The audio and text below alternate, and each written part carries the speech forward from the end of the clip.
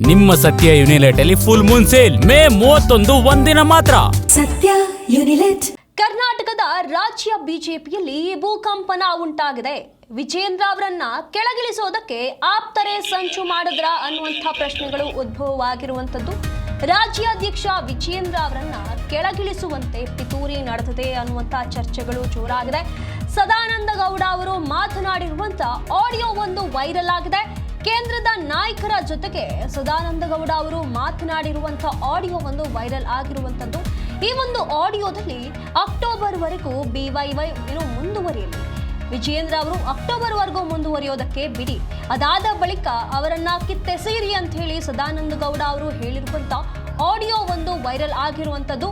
ಈಗಲೇ ತೆಗೆದ್ರೆ ಬಿಜೆಪಿ ಮತ್ತೆ ಲಿಂಗಾಯತ ವಿರೋಧಿ ಅನ್ನುವಂಥ ಆರೋಪ ಕೇಳಿ ಬರುತ್ತೆ. ಲಿಂಗಾಯತ ವಿರೋಧಿ ಆರೋಪ ಪಕ್ಷಕ್ಕೆ ದುಬಾರಿಯಾಗಲಿದೆ. ಹಾಗಾಗಿ ಕಾದು ವಿಜೇಂದ್ರ ಅವರನ್ನ ಕಿತ್ತು ಬಿಸಾಕುವಂತೆ DVS ಸೂಚನೆಯನ್ನ ನೀಡಿರುವಂಥದ್ದು.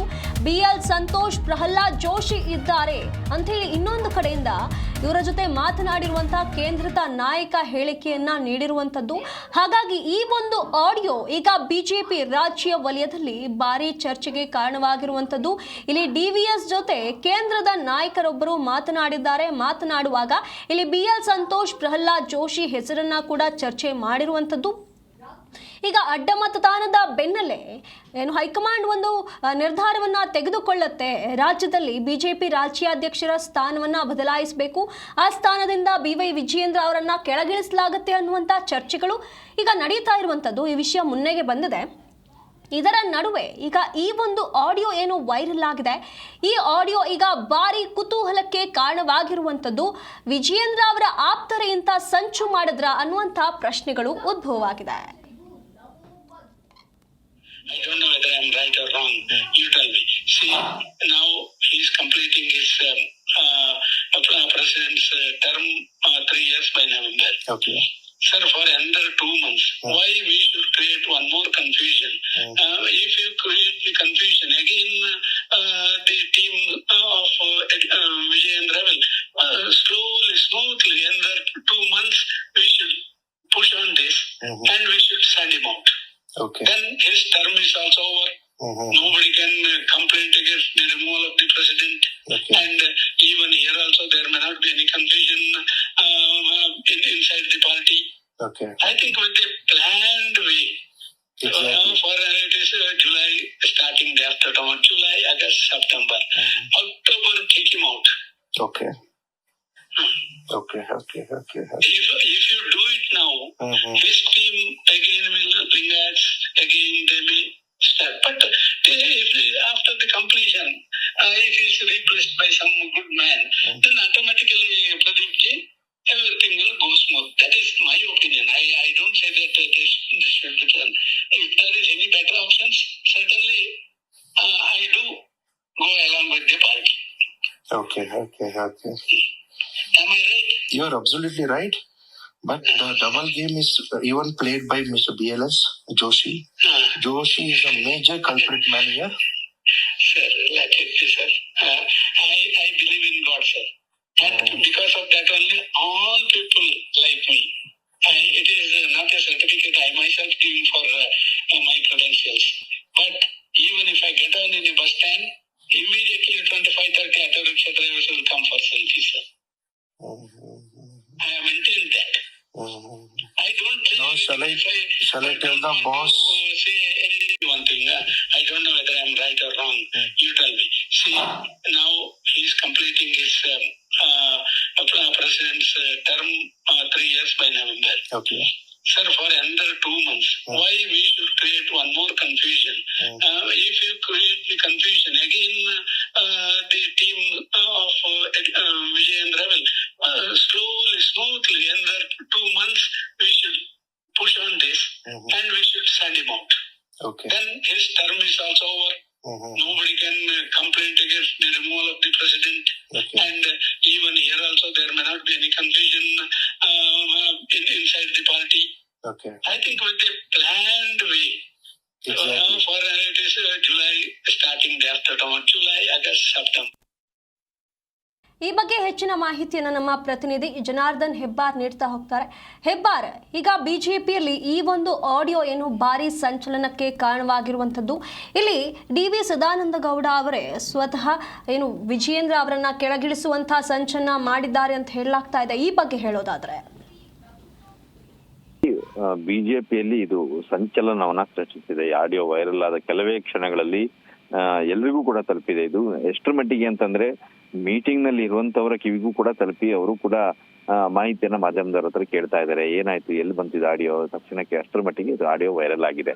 ಯಾಕಂತಂದ್ರೆ ಸದಾನಂದ ಗೌಡರು ಮಾಜಿ ಸಿಎಂ ಇದ್ದಾರೆ, ಪಕ್ಷದಲ್ಲಿ ಹಿರಿಯ ನಾಯಕರಿದ್ದಾರೆ, ಎಲ್ಲ ಹುದ್ದೆಗಳನ್ನ ಅನುಭವಿಸಿದಂತವರು, ರಾಜ್ಯಾಧ್ಯಕ್ಷರಾಗಿ ಜವಾಬ್ದಾರಿಯನ್ನು ಸ್ವೀಕರಿಸಿದ್ದಾರೆ. ಅವರು ಆಡಿರುವಂತಹ ಮಾತು ಅಥವಾ ಅವರದ್ದು ಎನ್ನಲಾಗ್ತಾ ಇರುವಂತಹ ಈ ಆಡಿಯೋ ಈಗ ಪಕ್ಷದಲ್ಲಿ ದೊಡ್ಡ ಮಟ್ಟದ ಚರ್ಚೆಗೆ ಗ್ರಾಸ ಆಗ್ತಾ ಇದೆ. ವಿಜೇಂದ್ರ ಅವರನ್ನ ರಾಜ್ಯಾಧ್ಯಕ್ಷ ಸ್ಥಾನದಿಂದ ಕಿಕ್ ಔಟ್ ಮಾಡಬೇಕು, ಆದ್ರೆ ಈ ಕ್ಷಣಕ್ಕೆ ಮಾಡಬೇಡಿ, ತಕ್ಷಣಕ್ಕೆ ಮಾಡಬೇಡಿ ಅಂತ ಹೇಳಿ ಅವರು ಹೈಕಮಾಂಡ್ ನಾಯಕರಲ್ಲಿ ಅಥವಾ ಡೆಲ್ಲಿ ಮೂಲದ ಒಬ್ಬರು ನಾಯಕರ ಜೊತೆಯಲ್ಲಿ ಮಾತಾಡ್ತಾ ಇರೋ ಸಂದರ್ಭದಲ್ಲಿ ಹೇಳಿರೋದು.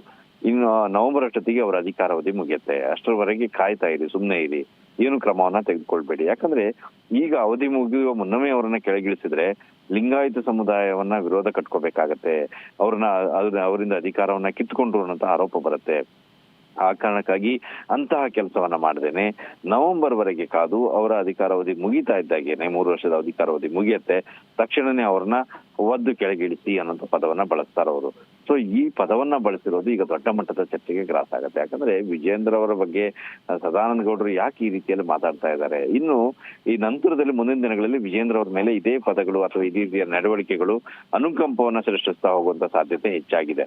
ಯಾಕಂದ್ರೆ ಬಹಳಷ್ಟು ದಿನಗಳಿಂದ ವಿಜೇಂದ್ರ ಅವ್ರನ್ನ ಕೆಳಗಿಳಿಸಬೇಕು, ಅವ್ರನ್ನ ತೆಗಿಲೇಬೇಕು ಅಂತ ಹೇಳಿ ಆಗ್ರಹವನ್ನ ಒಂದೊಂದು ಟೀಮ್ 2-3 ಟೀಮ್ ಮಾಡ್ತಾ ಇತ್ತು ಬಿಜೆಪಿಯಲ್ಲಿ.